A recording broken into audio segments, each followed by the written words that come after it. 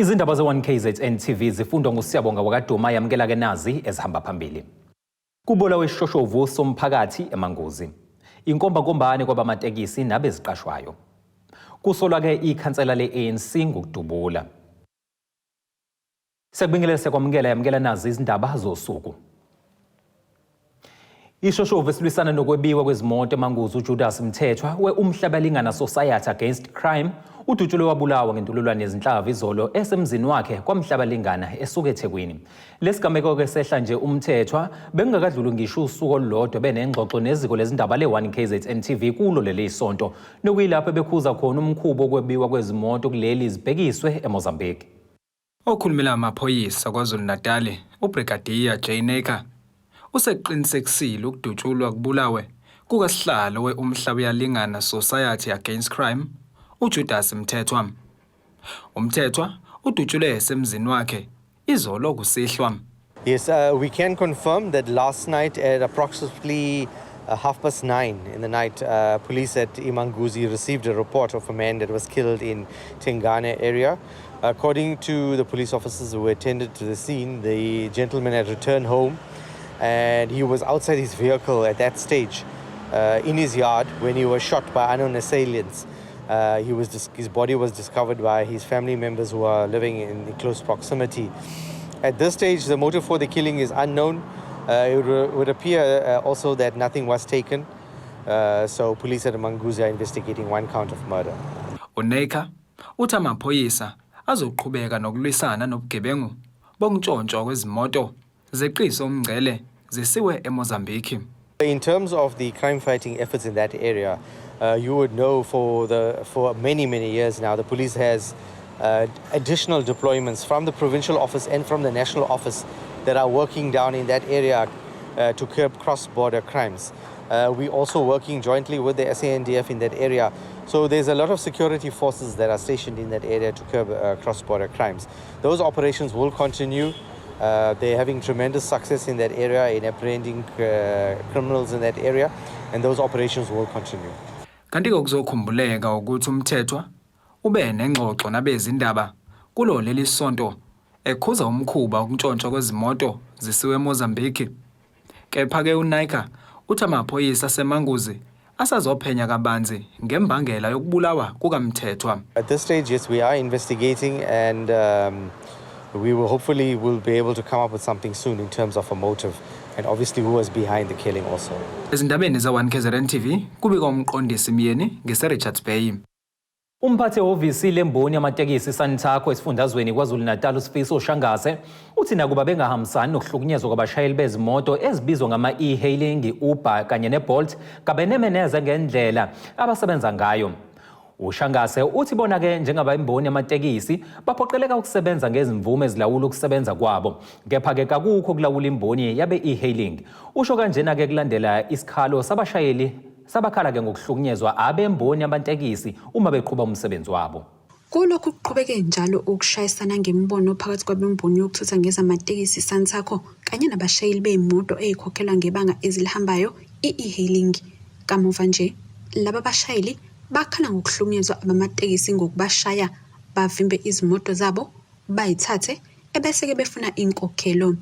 Kepha loyo ophethe ehhovisi leSantakho esifundazweni uthi kabahambisane nezenzo zokuhlukumeza kepha ukungabi nezimvume kwalezi imoto yikho okubaqhathayo. Sigqugquzela thina ukuthi kube khona ukuhlukumezeka kwabanye abathutha emgwaqeni asigqugquzela futhi ukuthi ozakwethu laba abangaphansi kophiko lwahlokomela benze izinto ezingahambisani nomthetho.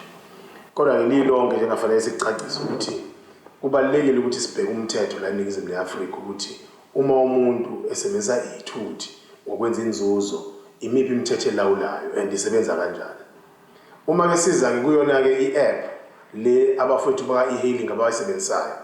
I-app isuka emazweni aphesheya kodwa bona ngokwabo abakhunyazekile ukuthi bathuthe imiphakathi.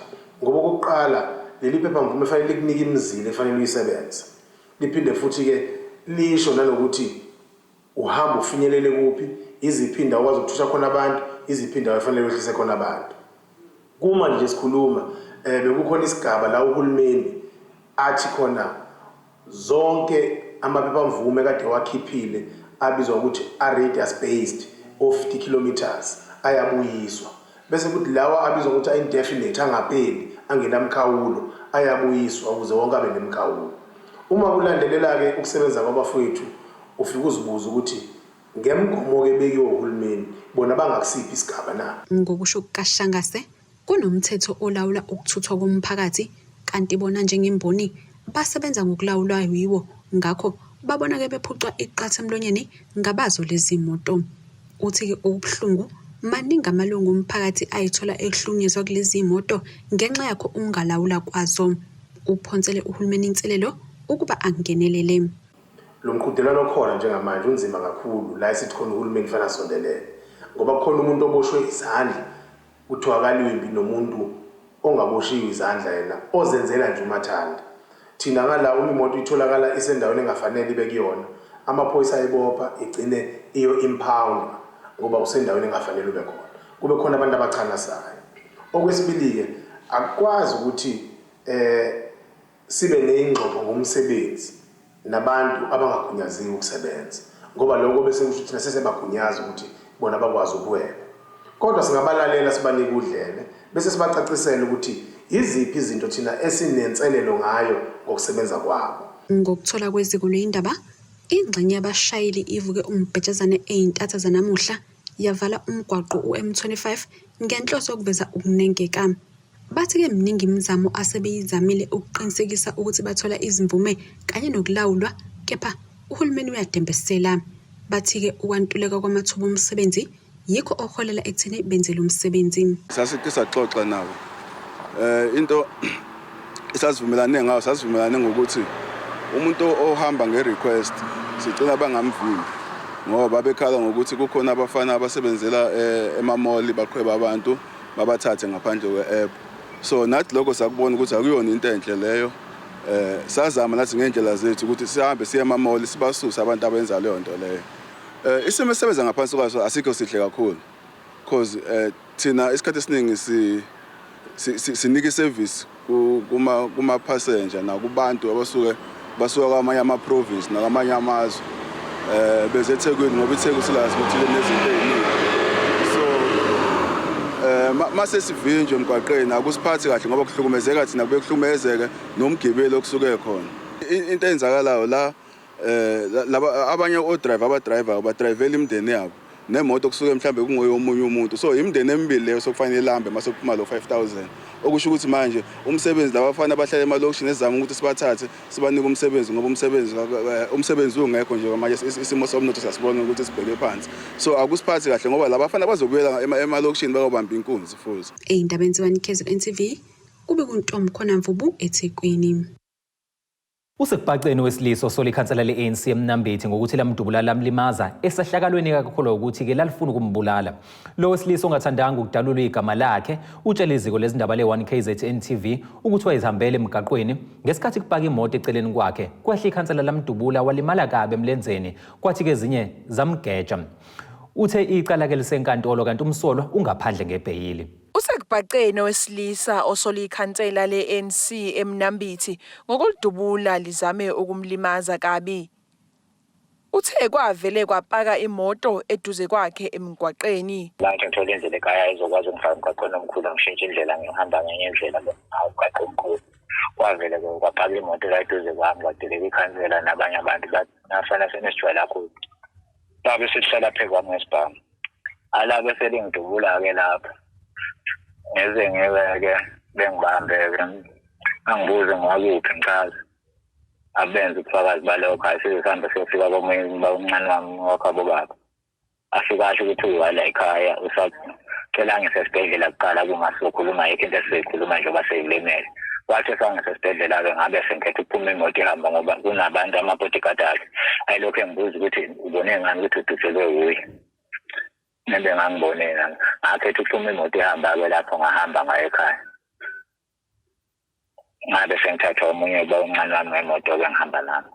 Uthe kuze kube imanje akayazi imbangela yalesigameko. Angeke ngazi njengoba isho ukuthi amagama nje lakhipha manje epaka imoto esibhamu ukuthi mina afana senesijwayela kakhulu lawa magama nje akhipha wabe sedubula ngakhipha nje sigaba shintsha mina abafana senijwayela kakhulu shintsha isigaba esihlala phela ngoba empilweni nhlamba badubula ngisanibhekile ukuthi ngabe uyangibonani hayi zalima ngibona ukuthi ayikawudubula ngempela la ngiqala khona ukusathela ngibaleka ngabenza le nto nje ushintsha isigaba ukuthi mina abafana beniyashwayela ngangimile ngibhekile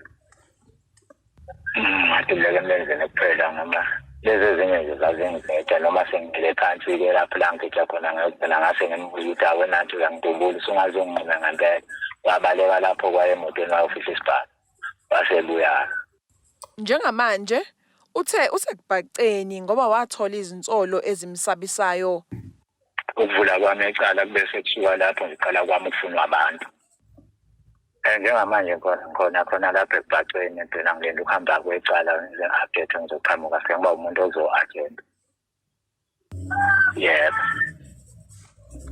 Futhi ungaphandle ngebheli usalihamba sal-attenda. Kanti okhulumela amaphoyisa KwaZulu-Natal uLieutenant Colonel Nqobile Gwala uthe udaba njengoba selisenkantolo selingolwenkantolo ethintwa okhulumela iANC esifundeni iJosiah Gumede ubonga Hlomuka uthe ucela ukunikeza isikhathi ukuthi enze uphenyo ngalolu daba. Ezindabeni ze1KZN TV nguAyanda Dube ngibika ngisemnambithi. Ake sithi shelele ngasezitolo sihlangabezena kanjani futhi masibuya.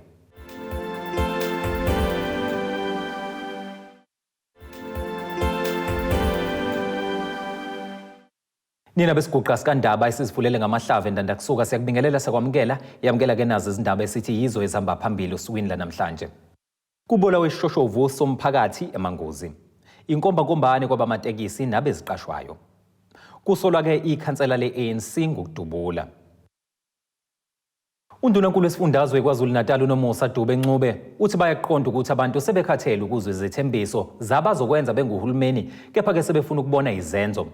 uDube Ncube usho kanjena ke ngesikhathi uhulumeni wesifundazwe ubambe umhlangano wezinsuku ezimbili obizwa ngelehotla nokuhloswe ngawo ke ukubuyekezwa nokudingidwa ke nje kabanzi ngezinhlelo obenazo nozoba nazo ukubhekana ke nezinkinga ezahlukahlukene ezihlasela ke isifundazwe kubalwa ke inkinga yamanzi, ingqalasizinda, ubugebengu kanye nokunye. Phakathi kwezihloko eziqavile ezidingidwa emhlanganweni obanjwe uhulumeni wesifundazwe ukudingida ngeinkinga kanye ke nokuzama ukuqhamuka namasu okuyixazulula kanjalo nokuthuthukisa ke lezo nhlelo ezibukeka zinempumelelo udaba lwentsha engasebenzi ukwentula amanzi ingqalasizinda engekho esimeni nokunye okuningi. Sizokhuluma futhi nangamanzi siyazi ukuthi indawo eziningi lapha esifundazweni sethu saKwaZulu-Natal ziswela amanzi kunabantu abahamba izinyanga amasonto bengenawo amanzi. Sithatheke isinqumo njengesifundazwe ukuthi nathi kufanele kube khona indima esidlalayo ekusizeni omasipala ekuletheni idingo kakhulukazi zamanzi kanye nogesi. Okunye okuyinkinga enkulu esibhekene nayo njengesifundazwe futhi esizimisele ukuthi sibhekane nayo ngqo ukuba khona kobugebengu obudlangile emphakathini yethu. Imphakathi yethu ayisakwazi ukuphila ngokukhuleka esifundazweni. Amabhizinisi awakwazi ukusebenza ngokukhuleka. Asizukwazi futhi ukuthi siphakamise umnotho uma ngabe indawo zethu zigcwele izigebengu naneyindawo abantu abasebenza kuzona kunobugebengu obuningi. Lo mhlangano ubanjwa minyaka yonke ngaphambi kokuba undunankulu ethule inkulumo ebhekise ezweni njengoba kulindeleke ayethule ngevikilisayo ukukhononda kwemphakathi ngokungaphatheki kahle uma behambele izikhungo zikahulumeni kuholeleke ekutheni kube nohlelo lokubuyekeza ukusebenza kwabasebenzi bakahulumeni njengoba ke izikhukhula zikubeke obala ungabe sesimeni kwengqalasizinda endaweni eziningi undunankulu usike babheka ukuthi kangeke yini kusize ukufudekela kuleyo esebenza ngobuchwepheshe besimanje manje. The other measures that we are putting in place is investing in technology. You know, a lot of our infrastructure is also not geotech. Now, when the pipe bursts, sometimes people don't even know which part of that pipe or where you got to go good looking or humble bega le pipe because our infrastructure is not geotech. So we saying every new infrastructure must be geotech. At this day and age, there's no need for us to not be geoteching our information, but also to help us to see whether that infrastructure is there or not there, but also value for money and be able to know what is the lifespan of this infrastructure. But anybody else who want to see that infrastructure can just geotech it and know that it's there, it's in that corner, it's this size diameter, it's pointing that direction or that direction. Njengoba izwe libhekene nenkinga yokuhluleka ukuhlinzeka ugesi ngendlela nokholela ke ekutheni inkampani kagesi uEskom ibeke nohlelo lokucima umthelela walokho uzola kakhulu ikakhulukazi kwesomabhizinisi isifundazwe esithembele kubo ukutshala izimali. Lokho sekholela ke ekutheni uhulumeni wesifundazwe ubhekeke nezindlela ongalekelela ngazo. We've had discussions last week with the Department of Energy. We had a meeting with them last week in the province. They are helping us with the funding for more electrification projects, but also energy projects. We are also exploring a number of government buildings that we want to budget for this year to install with solar panels, but also use a lot of energy saving mechanisms. We are looking at the hydro as the province. So we're looking at all, and we have been discussing with the municipalities. eThekwini is quite advanced in their energy plan, which will see even a lot of energy from eThekwini being, or even businesses that will sell to government, but also that will allow us to free some amount of energy that we are using as a province. We are also exploring the wind, but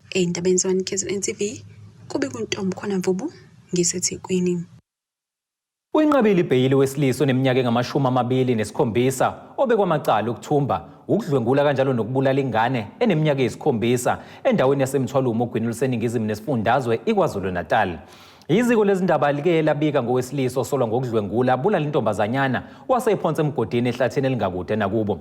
Ngokusho kokhulumela uphiko lwezokushushiswa kwabantu uNatasha Khara, uthi umsolo wake uvele kafishane enkantolo yaseMzumbe ebhekene namacala kanti kuyenqabile ibheyili.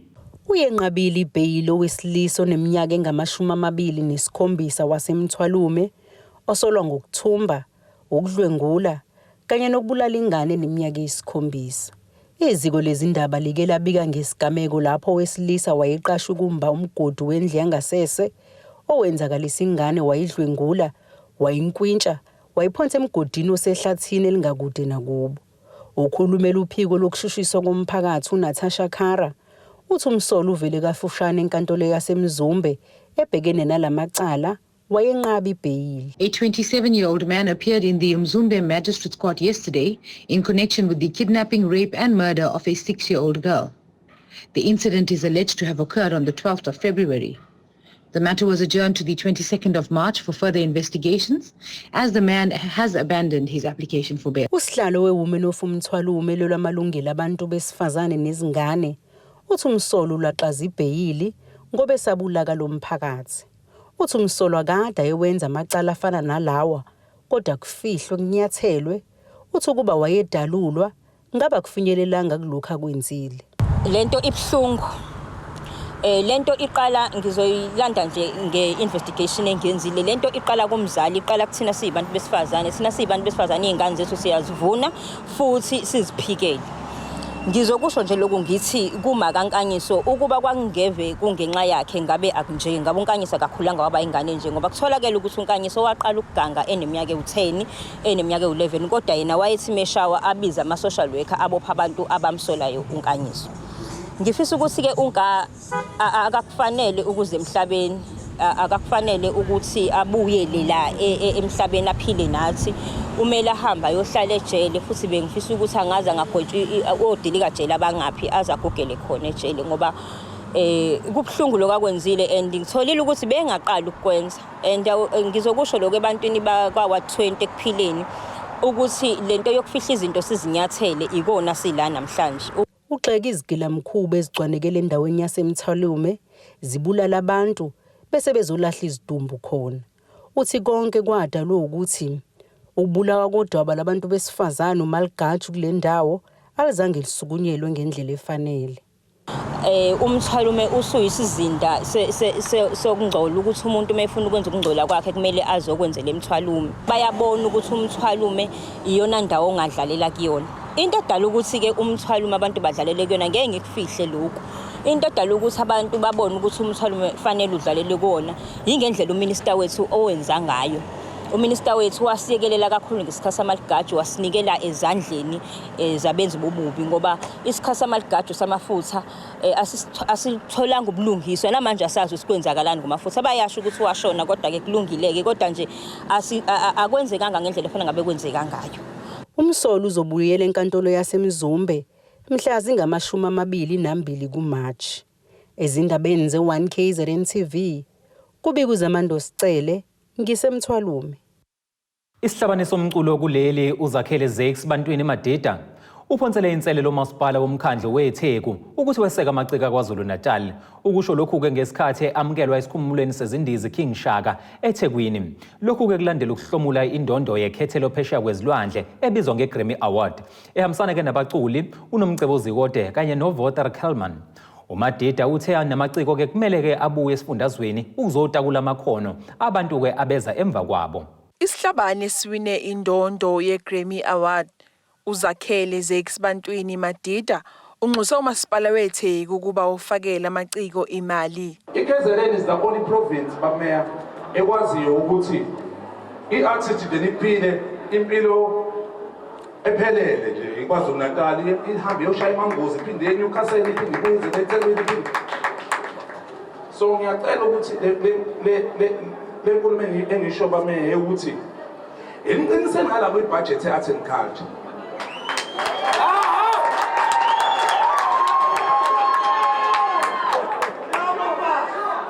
Ngoba sintshengisile bameya ningasikhokelanga.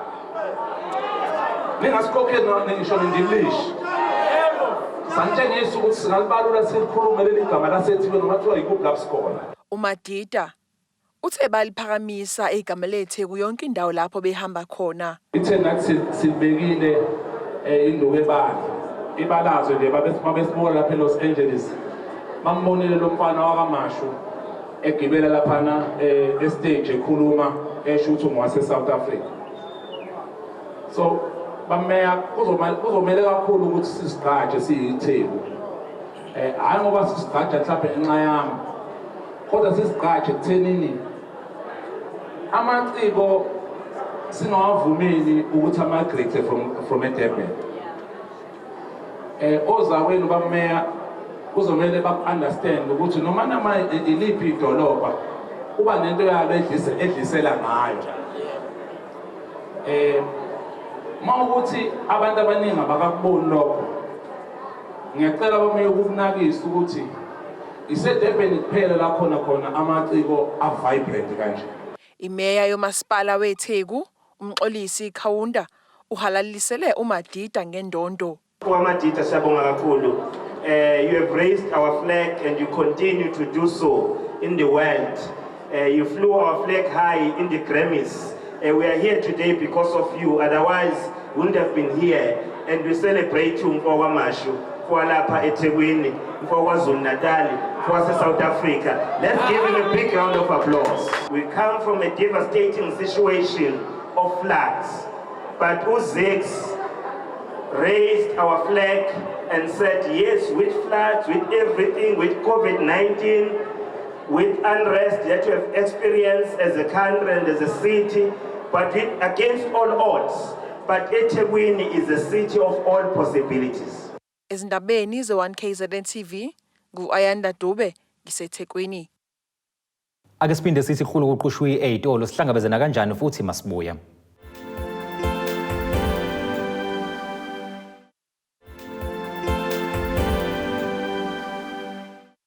Sekubingelela sekwamukela mungabe usanda kusijoyina ubukela izindaba ze1KZN TV yamukela ke nazi ezihamba phambili. Kubulawe isishoshovu somphakathi eManguzi. Yinkombankombane kwabamatekisi nabeziqashwayo. Kusolwa ke ikhansela le-ANC ngokudubula. Ake sikubhekele ngosini yezomnotho.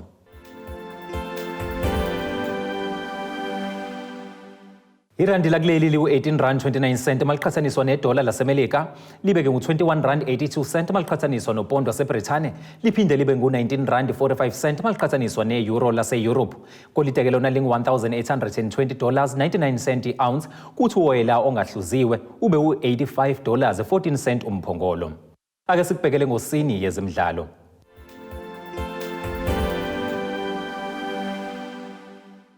Umdlalo weqembu lamabhokobhoko kanye nama-Blue Bulls uSibunkosi ususekulungela ukubuyela enkundleni kulandela ukuthatha umhlaba khefu isikhathi esizinyanga ezimbili. Lo mdlalo wanikwa leli khefu iqembu lakhe lama-Bulls ngoZibandlela nyakenye emva kokunyamalala amasonto amathathu wonke engazi ukuthi ukuziphi izinkalo. Lo mdlalo wagcina ke etholakele kube emalahleni eMpumalanga ekhala ngengcindezi emphazamisa isimo sakhe somqondo. Lo mdlali ke uqale ukuzilolonga noza kwabo ngeviki ledlule njengoba ke bebelungiselela umdlalo wabo wakusasa nama-Stormers kwi-United Rugby Champions. Ake sikubhekele isimo sezulu.